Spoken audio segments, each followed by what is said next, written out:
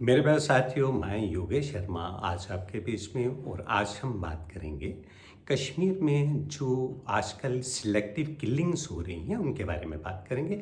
Selective killing हो रही हैं और उसके बाद इसमें हम क्या प्रिकॉशंस ले सकते हैं उनके बारे में बात करेंगे। इनको रोका कैसे जा सकता है उसके बारे में भी बात करेंगे। अब जो सिलेक्टिव किलिंग्स हो रही हैं, ये किलिंग्स किन की हो रही हैं?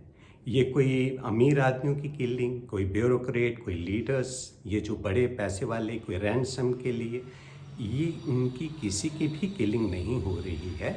ये किलिंग्स जो सिलेक्टिव हो रही है वो पर्टिकुलर एक कम्युनिटी के लोगों की हो रही है।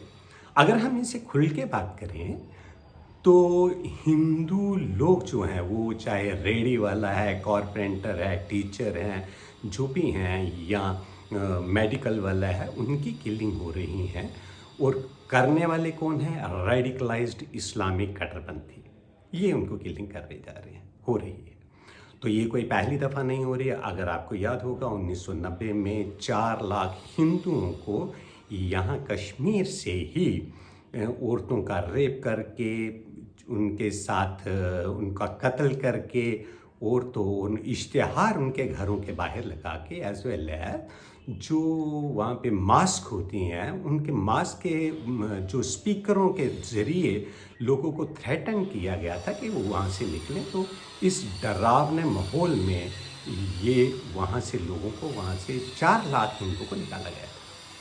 अब अगर हम इस स्टोरी में जाएँ कि इसमें बैकग्राउंड में जाएँ कि ये अब क्यों हो रही हैं, तब भी हो रही थी, अब क्यों हो रही हैं, तो इसमें कोई शक नहीं है कि इस सिस्टम के पीछे, इसको चलाने के पीछे पाकिस्तान का हाथ है, पाकिस्तान की आईएसआई एजेंसी जो है, उसका हाथ है। अब उनकी मंशा ये रही है क्योंकि पहले तो उन्होंने कश्मीर के लोगों को जो अच्छे भोले लोग थे उनको पहले इस्लाम के बेस पे उनको मोटिवेट करके रेडिकलाइज कराया और उसके बाद उनको अपने हाथों का टूल्स बना के उनसे काम लेना शुरू किया।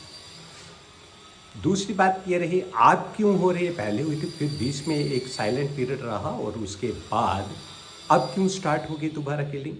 चूँकि अभी पाकिस्तान की सोच ये है कि अफ़गानिस्तान पे जबकि जहाँ से हमारी अमेरिका और नेटो फोर्सेस यहाँ से चली गई हैं, तालिबान ने दोबारा अफ़गानिस्तान को ऑक्युपाई कर लिया है। जो एक मिलिटेंट ऑर्गेनाइजेशन है तालिबान, उन्होंने ऑक्युपाई कर लिया है।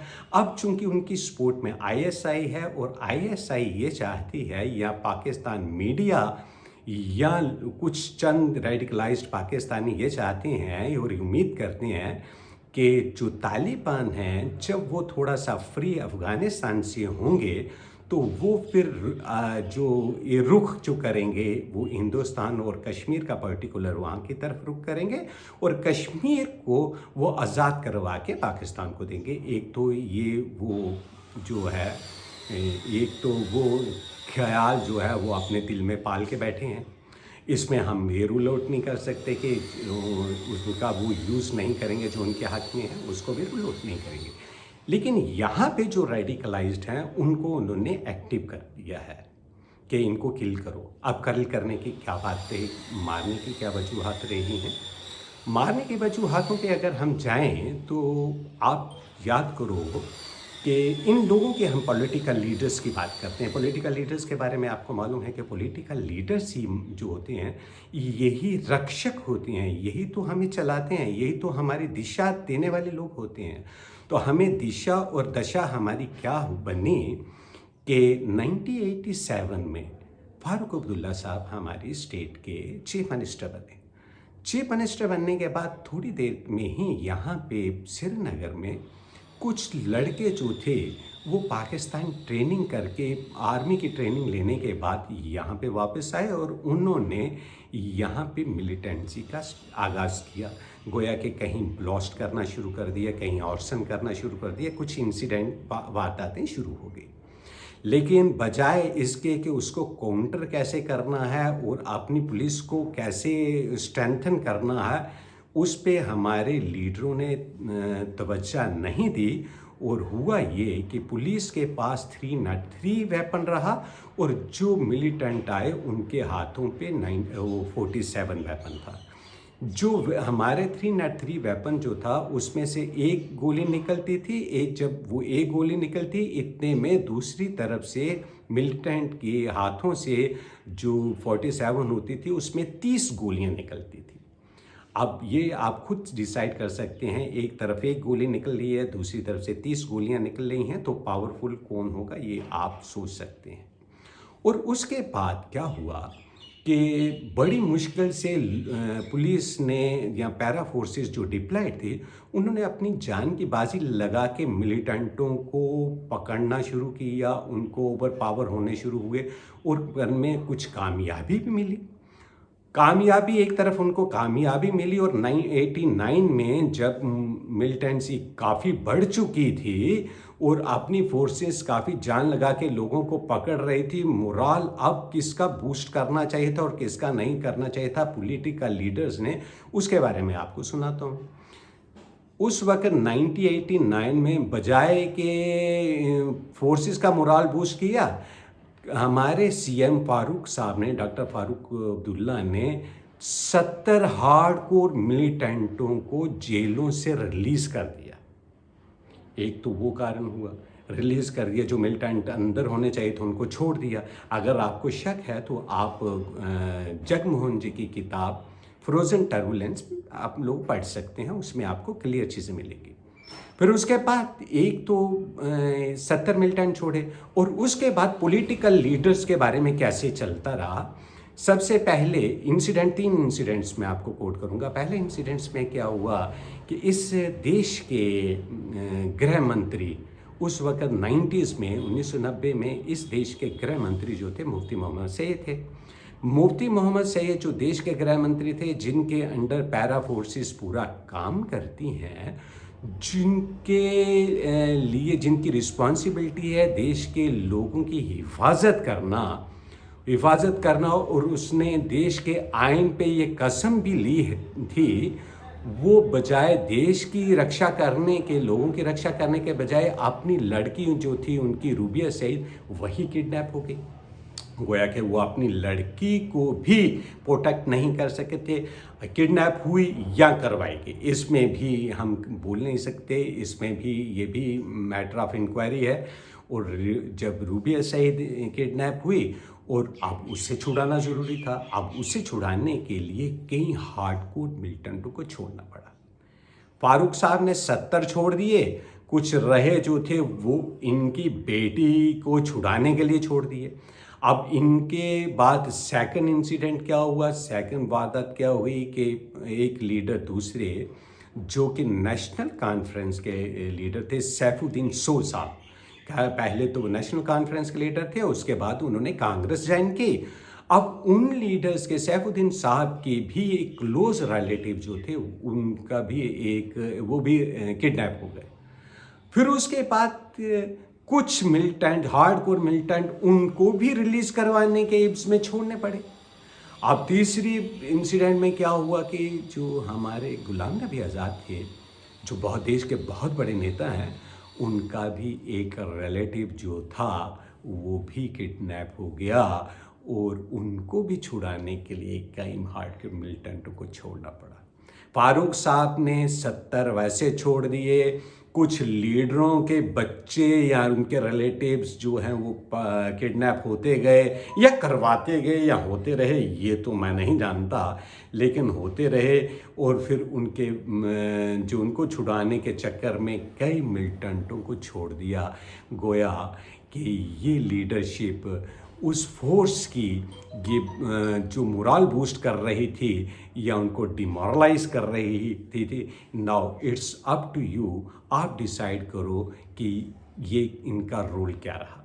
और उसके बाद अगर बात करें कि फारूक अब्दुल्ला साहब की ही बात करते हैं आज, जो कि अपने आप को बहुत बड़े सेकुलर नेता बोलते हैं, उनके स्टेटमेंट्स के बारे में बात करते हैं। एक स्टेटमेंट उन्होंने पिछले दिनों दी और ये कहा कि देश के जो लीडरशिप को चाहिए कि सभी हिंदू, मुस्लिम, सिख, ईसाई जितने भी हैं उनको सभी को लेके उनको एक ही नज़र से देखना चाहिए, उनको सभी को लेके इकट्ठे चलना चाहिए, तभी देश की डेवलपमेंट हो सकती है। अगर ऐसा नहीं होगा तो देश टूट सकता है। एक तरफ तो वो कह रहे हैं सभी इकट्ठे चलें, देश के साथ देश के हक में सभी काम करें और सभी उनको एक ही नज़र से देखें, उनको सभी को राइट मिलना चाहिए एक जैसा ही। एक तरफ तो वो ये स्टेटमेंट दे रहे हैं, दूसरी तरफ वो स्टेटमेंट देते हैं कि कश्मीर में सेंटर जो है, देश के नेता वो चाहते हैं कश्मीर में लोग बसा रहे हैं और जो वहाँ पे लोकल लोग हैं उनको माइनॉरिटी में करने के लिए बसा रहे हैं। गोया कि अगर हम खुल के बात करें तो वो ये कहना चाह रहे हैं कि हिंदुस्तान की गवर्नमेंट हिंदुओं को कश्मीर में बसा रही है और जो मुस्लिम हैं उनको वो माइनॉरिटी में लाना चाहती है।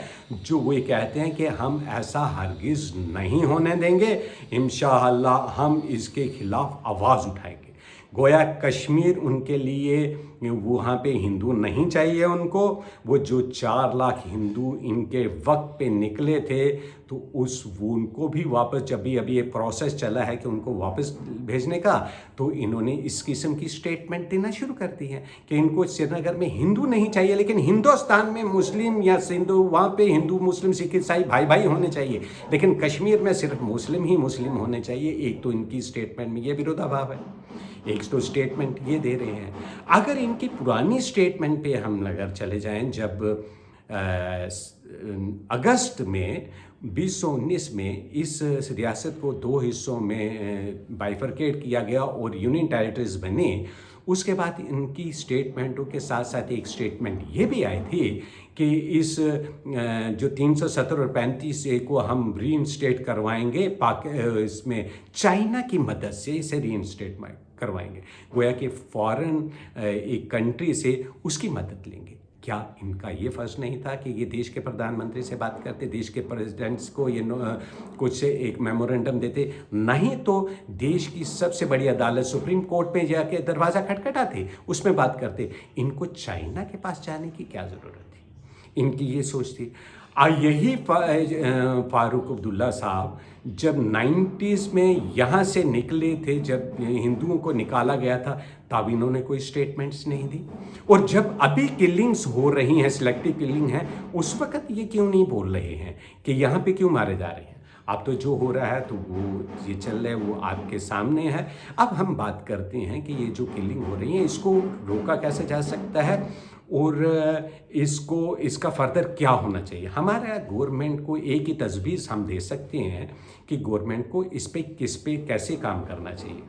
होना तो ये चाहिए, जैसे एक वेंडर जो था, एक गोलगप्पे वाला मारा गया, एक दूसरी रियासत का बंदा यहाँ पे जो काम करने आया था वो मारा गया, तो वो तो यहाँ पे बिजनेस अपने काम के लिए आया, अपने बच्चों का पेट भरने के लिए यहाँ पे तो बिजनेस के लिए आया था। तो यहाँ पे रियासत और सेंटर की रिस्पॉन्सिबिलिटी थी कि वो इसे एटमॉस्फेयर अच्छा देती, सिक्योर्ड एटमॉस्फेयर देती जिसमें वो अपना काम कर सकता, लेकिन वो उसे एटमॉस्फेयर नहीं मिला और उसमें वो मारा गया। तो रिस्पॉन्सिबिलिटी सेंटर और स्टेट की थी, तो उसकी डेड बॉडी जो थी वो कम से कम उसके घर तक तो पहुंचानी चाहिए थी। इन्होंने घर में नहीं पहुंचाई, यहाँ श्रीनगर में ही उसकी क्रीमेशन की गई। ये हमारे लिए शर्म का वाइस है कि एक गरीब आदमी की डेड बॉडी भी उसके गांव तक नहीं गई। दूसरी तरफ होना तो ये चाहिए था कि गवर्नमेंट को ये तजवीज़ हम देते हैं कि जो भी बंदा आउटसाइडर, जो बिजनेस के लिए या दूसरा यहाँ सर्विस में जो बंदा यहाँ से आया है, बाहर दूसरी स्टेट से आया है, अगर यहाँ पे मिलिटेंसी में वो मारा जाता है या मिलिटेंट उसे मारते हैं, तो होना ये चाहिए, एक तो उसके नाम पे 50-50 लाख रुपया उस बंदों को मिलना, उसकी फैमिली को देना चाहिए। दूसरा सेकंड ये है कि यहाँ पे एक स्पेशल नोटिफिकेशन के ज़रिए उन लोगों को स्पेशल एक उनका डोमोसाइल बनना चाहिए। कुछ ऐसी क्लॉज बनानी चाहिए जिसमें उसको डोमोसाइल, स्पेशल डोमोसाइल मिलना चाहिए, स्टेट का डोमोसाइल मिलना चाहिए, स्टेट सब्जेक्ट जिसे राउदर कहें वो मिलना चाहिए। और दूसरा ये है कि इस स्टेट में डोमोसाइल अगर नहीं दे सकता है, लीगली कोई ऑब्स्ट्रक्शन आती है, रुकावट आती है, तो उसे 4 कनाल ज़मीन श्रीनगर में ही लीज पे 99 ईयर्स के लिए देनी चाहिए और मकान बनाने की कंस्ट्रक्शन देनी चाहिए और उसकी पूरी फैमिली को लाके यहाँ पे बसाना चाहिए। चाहे वो फौजी हो जो बॉर्डर पे मर रहे हैं इस रियासत को प्रोटेक्ट करने के लिए, चाहे वो कोई बिजनेसमैन हो या गरीब हो या अमीर हो, जो भी आदमी यहाँ पे हलाक होता है उनको यहीं पे बसाना है, उनको यहीं पे लीज पे ज़मीन देनी है 99 ईयर्स के लिए, 50 लाख रुपए देना है और उसके साथ सेंटर या स्टेट गवर्नमेंट उसकी फैमिली को गवर्नमेंट सर्विस दे और वहीं पे बसाए।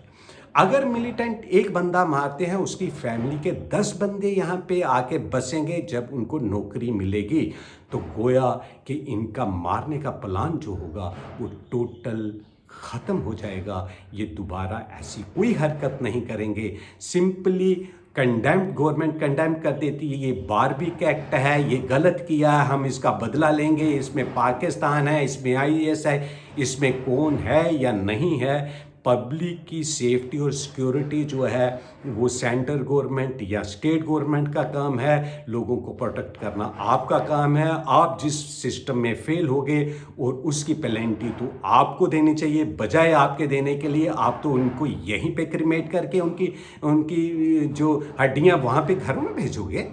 It's a shame on the part of the system, it should be amended. ये चीज़ें बननी चाहिए, तभी हो सकता है। अगर वीडियो पसंद आती है लाइक करो, सब्सक्राइब करो और आने वाली वीडियो का इंतज़ार करो। तब तक कहूँगा जय माता दी।